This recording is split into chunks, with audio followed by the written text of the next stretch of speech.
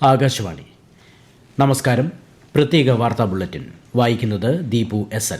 Indian വ്യോമസേനയുടെ തേജസ് യുദ്ധവിമാനം Dubai എയർഷെയ്ക്കിടെ തകർന്നു വീണു. അപകടത്തിൽ പൈലറ്റിന് ജീവൻ നഷ്ടമായി. സംഭവത്തിൽ വ്യോമസേന അന്വേഷണം പ്രഖ്യാപിച്ചു. സംയുക്ത സേനാ മേധാവി ജനറൽ അനിൽ ചൌഹാൻ അടക്കമുള്ള സൈനിക നേതൃത്വം സംഭവത്തിൽ അനുശോചനം രേഖപ്പെടുത്തി. എയർ ഷോയുടെ അവസാന ദിനമായ ഇന്ന് ഉച്ചയോടെയാണ് അപകടമുണ്ടായത്. 8 മിനിറ്റ് ദൈർഘ്യമുള്ള പ്രദർശനം പൂർത്തിയാക്കുന്നതിനിടെ വിമാനം നിയന്ത്രണം വിട്ട് നിലംപതിക്കുകയായിരുന്നു.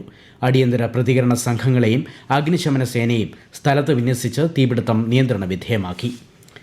G20 ഉച്ചകോടിയിൽ പങ്കെടുക്കുന്നതിനായി പ്രധാനമന്ത്രി നരേന്ദ്രമോദി ഇന്ന് ദക്ഷിണാഫ്രിക്കയിലെ ജോഹന്നാസ്ബർഗിലെത്തി. ഉച്ചകോടിയുടെ 3ഓളം സമ്മേളനങ്ങളെ അഭിസംബോധന ചെയ്യുന്ന പ്രധാനമന്ത്രി G20 അജണ്ട സംബന്ധിച്ച ഇന്ത്യയുടെ കാഴ്ചപ്പാടുകൾ വിശദമാക്കും. ആഗോളതലത്തിലെ പ്രധാന പ്രശ്നങ്ങൾ ചർച്ച ചെയ്യാനുള്ള വേദിയായി G20 മാറുമെന്ന് യാത്രയ്ക്ക് മുന്നോടിയായി പ്രധാനമന്ത്രി നരേന്ദ്രമോദി പറഞ്ഞു. വസുധൈവ കുടുംബകം എന്ന ഇന്ത്യൻ ദർശനത്തെ അടിസ്ഥാനമാക്കിയുള്ള കാഴ്ചപ്പാടുകൾ സമ്മേളനത്തിൽ പങ്കുവയ്ക്കുമെന്നും അദ്ദേഹം അറിയിച്ചു. 3 ദിവസത്തെ സന്ദർശനത്തിന്റെ ഭാഗമായി ഇന്ത്യ, ബ്രസീൽ, ദക്ഷിണാഫ്രിക്ക നേതൃതല യോഗത്തിലും പ്രധാനമന്ത്രി പങ്കെടുക്കും. രാജ്യത്ത് 4 പുതിയ തൊഴിൽ നിയമങ്ങൾ പ്രഖ്യാപിച്ച് കേന്ദ്ര സർക്കാർ. ദശാബ്ദങ്ങൾ പഴക്കമുള്ള തൊഴിൽ നിയമങ്ങൾക്ക് പകരമാണ് പുതിയ ലേബർ കോഡ് കൊണ്ടുവന്നത്.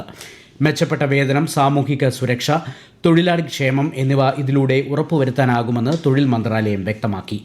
ഈ നിയമങ്ങൾ ഉൽപാദനക്ഷമത വർദ്ധിപ്പിക്കുന്നതിനും വികസിത ഭാരതത്തിലേക്കുള്ള രാജ്യത്തിന്റെ മുന്നേറ്റം ത്വരിതപ്പെടുത്തുന്നതിനും സഹായിക്കുമെന്ന് പ്രധാനമന്ത്രി നരേന്ദ്രമോദി പറഞ്ഞു.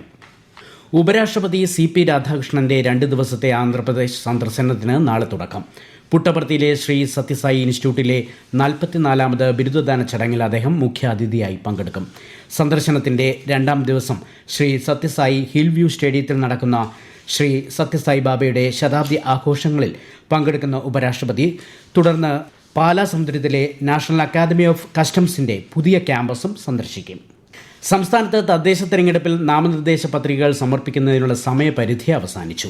ഒടുവിൽ ലഭിച്ച കണക്കനുസരിച്ച് സംസ്ഥാനത്ത് 1,64,427 നാമനിർദ്ദേശ പത്രികകളാണ് ലഭിച്ചിട്ടുള്ളത്.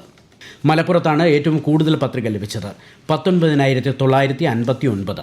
5,227 പത്രിക ലഭിച്ച വയനാടാണ് പിന്നിൽ. വനിതാ സ്ഥാനാർത്ഥികളാണ് മത്സരരംഗത്ത് മുന്നിൽ. 57,227 വനിതകൾ നാമനിർദ്ദേശ പത്രിക സമർപ്പിച്ചപ്പോൾ 51,352 പുരുഷ സ്ഥാനാർത്ഥികളാണ് തദ്ദേശ തെരഞ്ഞെടുപ്പിൽ ഇതുവരെ പത്രിക സമർപ്പിച്ചിട്ടുള്ളത്. പത്രികകളുടെ സൂക്ഷ്മ പരിശോധന നാളെ ആരംഭിക്കും. പത്രിക പിൻവലിക്കാനുള്ള അവസാന ദിനമായ തിങ്കളാഴ്ചയ്ക്ക് ശേഷം അന്തിമ മത്സരചിത്രം തെളിയും. തദ്ദേശ തെരഞ്ഞെടുപ്പ് പൂർത്തിയാകുന്നതുവരെ SIR നടപടികൾ മാറ്റിവയ്ക്കണമെന്നാവശ്യപ്പെട്ടുള്ള ഹർജികളിൽ സുപ്രീം കോടതി കേന്ദ്ര തെരഞ്ഞെടുപ്പ് കമ്മീഷന് നോട്ടീസ് അയച്ചു. സംസ്ഥാന സർക്കാരും CPM, കോൺഗ്രസ്, മുസ്ലിം ലീഗ് തുടങ്ങിയ രാഷ്ട്രീയ പാർട്ടികളും സമർപ്പിച്ച ഹർജികളിലാണ് കോടതി നിർദ്ദേശം. ഹർജികൾ ഈ മാസം 26-ന് സുപ്രീം കോടതി വീണ്ടും പരിഗണിക്കും.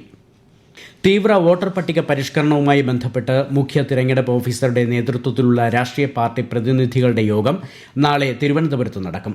രാവിലെ 11 മണിക്ക് മാസ്കറ്റ് ഹോട്ടലിലാണ് യോഗം. ദേശീയ സംസ്ഥാന പാർട്ടികളുടെ പ്രതിനിധികൾ യോഗത്തിൽ പങ്കെടുക്കും. മണ്ഡല മകരവിളക്ക് പൂജയ്ക്കായി നവംബർ 16-ന് ശബരിമല നട തുറന്ന ശേഷം ഇതുവരെ ദർശനം നടത്തിയത് 5 ലക്ഷത്തോളം തീർത്ഥാടകർ.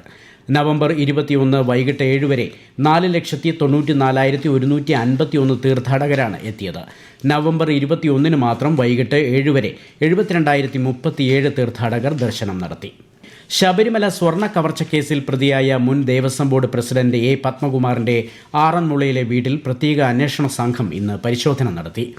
പത്മകുമാറിന്റെയും കുടുംബാംഗങ്ങളുടെയും പണമിടപാട് വിവരങ്ങളും സാമ്പത്തിക സ്രോതസ്സുമടക്കം അന്വേഷണ സംഘം പരിശോധനയ്ക്ക് വിധേയമാക്കി. ഭീമാപ്പള്ളി ഉറൂസ് പ്രമാണിച്ച് തിരുവനന്തപുരം നഗരസഭാ പരിധിയിലുള്ള എല്ലാ വിദ്യാഭ്യാസ സ്ഥാപനങ്ങൾക്കും സംസ്ഥാന സർക്കാർ സ്ഥാപനങ്ങൾക്കും നാളെ അവധി. KCBയുടെ തിരുവനന്തപുരം കോർപ്പറേഷൻ പരിധിയിൽ പ്രവർത്തിക്കുന്ന എല്ലാ ഓഫീസുകൾക്കും അവധി ബാധകമായിരിക്കും. മുൻ നിശ്ചയിച്ചിട്ടുള്ള പൊതുപരീക്ഷകൾക്ക് മാറ്റമില്ല. തദ്ദേശ സ്വയംഭരണ സ്ഥാപനങ്ങൾ, പൊതു തെരഞ്ഞെടുപ്പുമായി ബന്ധപ്പെട്ട് പ്രവർത്തിക്കുന്ന സർക്കാർ സ്ഥാപനങ്ങൾ എന്നിവയ്ക്ക് അവധി ബാധകമല്ല. നാളെ മുതൽ ഡിസംബർ 2 വരെയാണ് ഭീമാപ്പള്ളി ഉറൂസ്. ഇടുക്കി വാഴത്തോപ്പ് ഗിരിജ്യോതി CMI പബ്ലിക് സ്കൂളിൽ ബസ് കയറി 4 വയസ്സുകാരി മരിച്ച സംഭവത്തിൽ സംസ്ഥാന ബാലാവകാശ കമ്മീഷൻ സ്വമേധയാ കേസെടുത്തു. അപകടം യാദൃശ്ചികമല്ലെന്നും സ്കൂൾ സുരക്ഷാ മാനദണ്ഡങ്ങൾ പാലിക്കാത്തത് അപകടത്തിന് കാരണമായെന്നുമാണ് കമ്മീഷന്റെ കണ്ടെത്തൽ. വിഴിഞ്ഞം തുറമുഖം രാജ്യത്തിന്റെ ഔദ്യോഗിക അന്താരാഷ്ട്ര സീ പോർട്ടുകളുടെ പട്ടികയിൽ. ഇന്നലെ പുറത്തിറക്കിയ ഇന്ത്യ സർക്കാരിന്റെ ഗസറ്റ് വിജ്ഞാപനത്തിൽ ഇമിഗ്രേഷൻ ആൻഡ് ഫോറിനേഴ്സ് ആക്ട് 2025 പ്രകാരം വിഴിഞ്ഞത്തിന് ഇമിഗ്രേഷൻ ചെക്ക് പോസ്റ്റ് പദവി അനുവദിച്ചു. പ്രത്യേക വാർത്താ ബുള്ളറ്റിൻ സമാപിച്ചു. അടുത്ത വാർത്താ ബുള്ളറ്റിൻ നാളെ രാവിലെ 6:45.